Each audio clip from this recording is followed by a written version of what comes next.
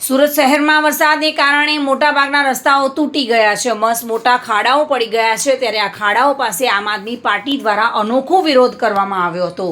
Cake કાપીને ભાજપના ભ્રષ્ટાચારને ઉજાગર કરવા માટે પ્રયાસ હાથ ધરાયો હતો। પોલીસે વિરોધ પ્રદર્શન કરી રહેલા નેતાઓની અટકાયત પણ કરી હતી। પાલિકામાં વિપક્ષ નેતા પાયલબેન સાકરિયાની આગેવાનીમાં રસ્તા પર પડેલા મોટા ખાડા પાસે કેક કાપવામાં આવ્યો હતો અને ત્યારબાદ રસ્તા પરથી પસાર થતા વાહન ચાલકોને કેક ખવડાવીને નવતર વિરોધ પ્રદર્શન કરવામાં આવ્યું હતું। સાથે જ આ ખાડાઓ ઝડપથી પૂરાય તેવી માંગ પણ કરી હતી।